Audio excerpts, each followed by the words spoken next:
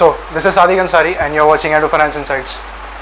Day to day life की बात करूँ तो इस हफ्ते की बहुत सारे ऐसे लोगों से मिला मैं जो मेरे उम्र की है, जो स्टूडेंट है या फिर एक अच्छी एज के, डिसेंट एज के, 30 to 35 ये एज के, अच्छा कमा रहे भी है, बिजनेस में भी इन्वेस्टमेंट है उनकी और प्योर बिजनेस भी कर रहे हैं। लेकिन जब बात आती है ना स्टॉक मार्केट के, तो ये देख के तो बहुत अच्छा लगता है कि वो इंटरेस्ट लेते हैं इसमें, लेकिन एक मिसकंसेप्शन है जो बहुत बुरी तरीके से उनके दिमाग में बैठा हुआ है। जैसे कि अगर बात करूँ मार्केट की, तो वो ये बोलते हैं कि ट्रेडिंग सिर्फ यहाँ पे ये होता है और अगर आपने कुछ चीज़ में पैसे डाल दिए तो आपका या तो बढ़ेगा या तो आपका पैसा कम हो जाएगा। ये एक मिसकंसेप्शन है जो उनके दिमाग में बैठा हुआ है। बट मेजरली लोग इसको इस तरीके से नहीं लेते कि हाँ this is also a business and trading is a part of that. तो आज की वीडियो में मैं बेसिकली पहले तो आज मेजरली 3 बिजनेस के बारे में हम बात करेंगे, 3 टाइप्स के बिजनेस के बारे में बात करेंगे। उसके बाद 5 ऐसी मिस्टेक बताऊंगा जो मेजरली लोग मिसकंसेप्शन बोले या अनअवेयरनेस की वजह से करते हैं, जो आपको समझने में और स्टेप फॉरवर्ड करने में बहुत हेल्पफुल रहेगा। नंबर 1, बिजनेस नंबर 1, जो 3 टाइप्स के बिजनेस के बारे में मैंने बात किया। Number 1, cash flow plus appreciation. Basically जब मैं कैश फ्लो की और एप्रिसिएशन की बात करता हूँ तो आप ऑलमोस्ट सारे लोगों ने अभी जान लिया होगा कि मैं प्रॉपर्टी की बात कर रहा हूँ। इसमें आप इन्वेस्ट करते हो तो आपको प्रॉपर्टी का एप्रिसिएशन भी मिलता है प्लस मंथली कैश फ्लो भी आपके पास आता है। तो ये एक टाइप का बिजनेस है, ठीक है। तो इसमें आपका एक अच्छा खासा पैसा डिप्लॉय होता है और उसका आपको मंथली भी पैसा मिलता है और एप्रिसिएशन भी होता है। ओवर लॉन्ग टर्म की बात करें तो ये गोल्डन इन्वेस्टमेंट माना जाता है मार्केट्स में। नंबर 2, जिसमें आपको सिर्फ कैश फ्लो आएगा। अच्छा, ये था हमारा प्रॉपर्टी, इसमें सिर्फ आपको कैश फ्लो आएगा, इसमें आपको कोई कैपिटल एप्रिसिएशन नहीं मिलेगा, सिर्फ मंथली कैश फ्लो आएगा। अच्छा, ये क्या हो सकता है? ये वो बिजनेसेस हो सकते हैं जो आप एक्वायर कर रहे हो।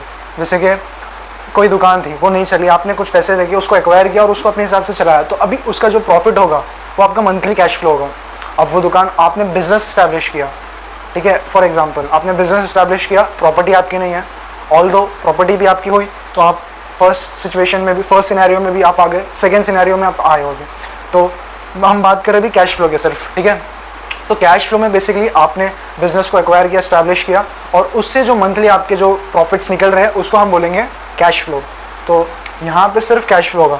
तो ये सिर्फ प्योर बिजनेस या एक ऐसी चीज़ जहाँ पे आपने पैसे डाल दिए और आपको मंथली बेसिस पे आ रहा है। इंटरेस्ट की भी बात कर सकते हैं, इंटरेस्ट भी आता है इसमें। और नंबर 3, इसमें आपको सिर्फ एप्रिसिएशन मिलेगा। ये क्या हो सकता है? ये होता है स्टॉक मार्केट। इसमें आपको बहुत सारे अप्स भी दिखेंगे, बहुत सारे डाउन्स भी दिखेंगे। अच्छा, इसमें अभी मैं ज़्यादा डेप्थ में बात नहीं कर रहा हूँ, इसमें आप लोग कहीं लोगों को ऐसा लगेगा रीट इन्वेस्ट भी। इन्वेस्ट जो होता है वो बेसिकली थोड़ा सा डेप्थ नॉलेज उसके लिए चाहिए, एक्सपीरियंस बंदे को बताएंगे तो उसको समझेगा। हम अभी स्टॉक मार्केट उस लहजे में बात करें जो अभी नए हैं, जिनको ज़्यादा नॉलेज नहीं है इसके बारे में, ठीक है। तो ये 3 टाइप के बिजनेसेस के बारे में हमने बात करी। अब इसमें क्या होता है ना, आपने कहीं पैसा लगा दिया, आपने इन्वेस्ट किया या कोई स्टॉक में आपने लगाया, अब वो बढ़ेगा, आप बुक करोगे तो आपको एप्रिसिएशन मिलेगा कैपिटल पे आपके। अगर नहीं बुक करोगे ओवर द लॉन्ग टर्म वो और अच्छे रिटर्न्स देगा। और इसमें इन्वेस्ट करने का मतलब यही नहीं है कि आग बंद करके कहीं पे भी इन्वेस्ट कर देना या कुछ भी खरीद लेना, ठीक है। और जब मैं इन्वेस्टिंग की बात करता हूँ तो हमको बहुत सारी चीज़ें देखनी होती है और समझनी होती है जो इसमें आपको हेल्प करेंगे आगे एक स्मूथ फ्लो में जाने के लिए। तो अभी जो आने वाला टॉपिक होगा हमारा, अगर आपको ये 3 मैट्रिक्स, अगर 3 बिजनेसेस के तरीके समझे होंगे तो अभी हम आगे बढ़ेंगे।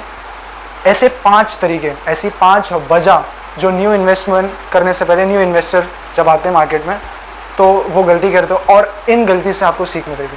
अच्छा, ये डायलॉग तो बहुत कॉमन है कि मेरे चाचा ने, मेरे पापा ने, मेरे ताए ने ये चीज़ खरीदी थी स्टॉक मार्केट में तो मैंने भी खरीद ली। चाहे वो इन्वेस्टमेंट हो, चाहे ट्रेडिंग हो, या न्यूज़पेपर की कोई भी ऐसी ऐड हो, या अगर हम बोले आप फ़ोन पे भी देख सकते हो नोटिफिकेशंस आती है, कई सारे ब्लॉग्स आते हैं जिसमें बोला जाता है कि ये शेयर अभी भागने वाला है। तो लोग क्या होते हैं ना, हाइपोक्रेसी में आके या फोमो में आके कई चांस मिस ना करते हुए अपना इन्वेस्टमेंट इसमें कर देते हैं। तो नंबर 1 हमारा पॉइंट यही है कि लैक ऑफ नॉलेज या विदाउट नॉलेज। ठीक है, अभी कि पता ही नहीं है किस चीज़ में इन्वेस्ट कर रहे हो, वो चीज़ किस तरीके से काम करती है, आपका पैसा किस चीज़ में लग रहा है और आपको आने वाले फ्यूचर्स में क्या रिटर्न दे सकता है, आपको वो चीज़ पता ही नहीं और आप उसमें इन्वेस्ट कर रहे हो। So this is the first mistake that every new investor make ऑफनली in the stock market. ठीक है, तो हमको क्या करना है, हमको चीज़ें समझनी है किस तरीके से कौन से इंस्ट्रूमेंट्स आपके लिए सूटेबल है। ठीक है, अभी वो ETF हो गया, म्यूचुअल फंड हो गया, स्टॉक्स हो गए, ये इन्वेस्टमेंट के इंस्ट्रूमेंट्स हैं जो मैं आपके सामने बता रहा हूँ। आपको देखना है कि ये कौन सा इंस्ट्रूमेंट्स मेरे लिए सूटेबल है, उसके बारे में थोड़ी सी रिसर्च करनी है। ऑल्दो हमारे चैनल पे बहुत सारी वीडियोस ऑलरेडी डली हुई है जिसमें हमने सारी चीज़ों को कवर किया, आप चाहे तो मैं लिंक डिस्क्रिप्शन में डाल दूंगा, you can watch it. But the thing is, अगर आप समझ के इन्वेस्ट करोगे ना तो वो आपको भी समझ में आएगा आपका इन्वेस्टमेंट कब बढ़ेगा, कितने टाइम में आप ग्रो करोगे, किस हिसाब से आपको इन्वेस्टमेंट करनी है और बहुत सारी चीज़ें, तो आपको एक ओवरव्यू मिल जाएगा। ठीक है, जज करोगे आप कि हाँ ये सही है, ये गलत है, इस चीज़ में ऐसा है, उस चीज़ में वैसा है, तो आपको भी सेटिस्फेक्शन रहेगा कि मेरा पैसा इस चीज़ में डल रहा है। तो number 1 mistake ऑफनली every investors make, without knowledge they come and they invest in the market without any knowledge and. और इसमें ना सीखना थोड़ा सा इंपॉर्टेंट है। अगर आप दिन का 5-10 मिनट भी निकाल के अगर आप अपने लिए कुछ सीखोगे तो that will definitely help you to take your investment in a better way, in a better path in the future. Number 2,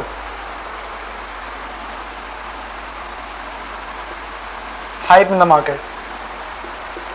जैसे कि मैंने बोला कि कई सारे ब्लॉग्स आ जाते हैं, या ऑफिस में बाजू वाले ने ऐसा बोला तो हमने खरीद लिया। ठीक है, तो क्या होता है ना, जब इस सिचुएशन में हम फंस जाते हैं ना, तो अगर हमने हाइप की सिचुएशन में हम फंस जाते हैं तो होता क्या है, अगर हमने यहाँ इन्वेस्ट किया और मार्केट नीचे आ गया तो आपका इन्वेस्टमेंट जो है ना वो यहाँ से आपको लॉस देगा। इन केस आपके जो रिकमेंडेशन आपको जिससे मिली है उसने अगर यहाँ इन्वेस्ट किया हुआ था और उसने यहाँ किया, जब यहाँ आया ना तो उसका ज़्यादा लॉस नहीं हुआ, लेकिन क्योंकि आपका टाइमिंग सही नहीं था और आपने उसके रिकमेंडेशन लेके मार्केट में इन्वेस्ट किया तो आप बहुत गलत ट्रैप में फंस जाओगे। तो इसलिए ये पहला जो पॉइंट था, अगर आप इसको क्लियर करते हो तो आप इसमें बिल्कुल नहीं फंसने वाले हो। ठीक है, कोई भी हाइप में नहीं पड़ना है, हमको अपनी एनालिसिस करनी है। अगर एनालिसिस भी नहीं करनी है ना तो हमको बेसिक चीज़ें समझनी है कि कौन सा इंस्ट्रूमेंट कैसे काम करना है, हमको कब इन्वेस्ट करना है, तो ये सारी चीज़ें आपको समझना पड़ेगा। उसके बाद ये हाइप में आप नहीं फंसोगे। इन नंबर ऑफ चांस कि आप ऐसी सिचुएशन में कभी स्टक नहीं होगे। ऐसी सिचुएशन अगर आपके सामने आती भी है तो आप उसको बहुत अच्छे से हैंडल कर पाओगे और एक रूल बना लोगे आप अपना। ठीक है, अब जब इन्वेस्टमेंट की बात करते हैं ना, तो इन्वेस्टमेंट इज़ अ थिंग आप 2 दिन 3 दिन के नहीं करते हो, वो ट्रेडिंग हो जाता है। इन्वेस्टमेंट यानी आप 6 महीने, साल भर, 3 साल, 4 साल लॉन्ग टर्म के बारे में सोचते हो। तो जब नए इन्वेस्टर जब भी यहाँ आते हैं ना तो वो क्या सोचते हैं, 1 लाख रुपए लगाएंगे, महीने 2 महीने में अगर 50,000 वापस आ रहा है हमारे पास तो हम अपनी पोजीशन काट देंगे। But this is the very bad thing that new investor ऑफनली make. Long term investment नहीं करते, वो सोच लेते कि यार इतना मिल गया ना, बस बात खत्म। अगर वही सिचुएशन में अगर वो गिर जाता है तो भी वो काट देता है हाइपोक्रेसी में, हाइप में आके कि मार्केट अभी बहुत गिर गया। अभी प्रेजेंट सिचुएशन की बात करूँ तो जियो पॉलिटिक्स के चलते बहुत सारी ऐसी हमको कमोडिटीज़ में भी, MCX में भी और अपने स्टॉक मार्केट के इंडेक्सेस में भी ऐसी चीज़ें दिख रही है जो नेगेटिव दे रही है। But this is the very important thing to understand that अगर कोई भी चीज़ गिर रही है तो this is the time to invest, because आपकी एवरेजिंग अच्छे से हो जाएगी। ठीक है, तो अगर आप लॉन्ग टर्म के माइंडसेट से नहीं आ रहे हो तो sorry boss, you can not make any money from the stock market because you are not the investor, you are a gambler. ठीक है, तो आप ट्रेडिंग में जाओ, उसमें आपको रिजल्ट जल्दी मिलेगा, आपका लॉस जल्दी होगा उसमें और उससे आप समझोगे जल्दी। इसलिए इन्वेस्टिंग के बारे में अगर आप समझ रहे हो, अगर आप सोच रहे हो तो आपको लॉन्ग टर्म के हिसाब से सोचना पड़ेगा। साल 2 साल तो भूल जाओ फिर। ठीक है, आप ट्रैक करोगे हर चीज़ को, जल्दी रिजल्ट चाहिए, ट्रेडिंग करो, लॉस करो, उसके बाद वापस आप यहीं आओगे इन्वेस्टिंग में। ठीक है, सो होप आपको समझ में आया होगा। अच्छा, इसमें एक और एक चीज़ होती है, अगर अच्छा कोई चीज़ चल रही है, कोई कमोडिटी, अगर कोई ETF में आपने पैसे डाल दिए इन्वेस्टिंग के तौर पे या कोई भी चीज़ में डाल दिए, अगर वो बढ़ रही है तो आपने बहुत डाल दिए, आपने अपने सारे कॉर्पस को एक ही सेक्टर में या एक ही इन्वेस्टमेंट के टूल में डाल के रख दिया, या एक ही स्टॉक की बात करता हूँ मैं, ठीक है। तो ये इन्वेस्टमेंट करते समय आपको ध्यान रखना है कि आपको डाइवर्सिफिकेशन करनी है। जो इन्वेस्टर्स होते हैं ना वो क्या करते हैं, 1,00,000-2,00,000 रुपए एक चीज़ में डाल दिया, उसके बाद क्या कैपिटल है, कोई कैपिटल नहीं है, diversification, no chance of diversification. तो वो डाइवर्सिफिकेशन आपको बना के चलना है। अगर 1,00,000 रुपए है तो 20,000 इसमें, 20,000 इसमें, 20,000 गोल्ड में, 20,000 सिल्वर में, इस तरीके से आपको डाइवर्सिफाई करनी है। ऑल्दो डाइवर्सिफिकेशन के ऊपर भी बहुत सारे वीडियोज़ हैं, आप थोड़ा सा रिसर्च कीजिए और अपने इन्वेस्टमेंट को एक पर्टिकुलर चीज़ में मत डालिए, आप उसको डाइवर्सिफाई करिए, तो उससे आपको अच्छा रिजल्ट डेफिनेटली मिलेगा। अभी जैसे कि सिचुएशन बनी है तो मेरे हिसाब से तो यार ये इन्वेस्टिंग के लिए बहुत अच्छी अपॉर्चुनिटी है, लेकिन लोग क्या करते हैं ना इसमें, न्यू इन्वेस्टर्स भी और जिनको 1-2 साल भी हुआ है ना, वो इमोशंस में आ जाते हैं, इमोशनल डिसीजंस लेते हैं फिर वो। अगर आपने सोच रखा है कि महीने की 20,000 की SIP होनी है, महीने आप 20,000 रुपये हर महीने इस चीज़ में, स्टॉक मार्केट में इन्वेस्ट करोगे, लेकिन जब आप देखते हो ना मार्केट गिर रहा है, तो ये जो इन्वेस्टमेंट जो आप करने वाले थे ना 20,000 रुपये की, आप सोचोगे नहीं यार नहीं करता हूँ, ये डूब जाएगा। लेकिन ये नहीं सोचते हो कि आप अगर इन्वेस्ट करोगे, अगर आप अच्छी जगह इन्वेस्ट कर रहे हो जैसे म्यूचुअल फंड, ETF वगैरह में, आपको बेसिकली बंच ऑफ चीज़ें मिलती है, बंच ऑफ स्टॉक्स और बहुत सारी ऐसी चीज़ें हैं जो डाइवर्सिफिकेशन कराती है आपकी। लेकिन आप अपने रूल को फॉलो नहीं करते हो, आप क्या करते हो ना, रूल की जगह आप इमोशनल डिसीजन लेते हो। तो इससे क्या होता है, आपकी इन्वेस्टमेंट जो आपने रूल बनाया था वो इसके हिसाब से नहीं चलती है, और फिर जब इन रिटर्न्स की बात आती है तो फिर बोलते हो कि यार हमने तो लगाए थे यार, कुछ नहीं रिटर्न्स आए, लेकिन आपने रूल को फॉलो किया, आपने हर महीना इसका टारगेट बनाया था, इस चीज़ को आपने सोचा था, लेकिन आपने फॉलो नहीं किया, तो सॉरी, आपको रिजल्ट्स डेफिनेटली नहीं मिले। तो ये कुछ ऐसी चीज़ें थी जो न्यू इन्वेस्टर भी ऑफर वो तो करते ही हैं, जो 1-2 साल जिनको हुआ है उनको भी मैं देख रहा हूँ ये सारी चीज़ें करते हैं वो। तो अब रूल के हिसाब से चलोगे ना तो सारी चीज़ें ईजी हो जाएंगी। जैसे हम स्कूल में जब जाते थे तो हमको 6-7-8 लेक्चर, जितने भी लेक्चर्स होते थे सबका टाइम टेबल मिलता था, एक फॉर्मेट मिलता था। तो वैसे इस चीज़ में भी आप इस हिसाब से चलेंगे तो definitely you will make lot of money from the stock market.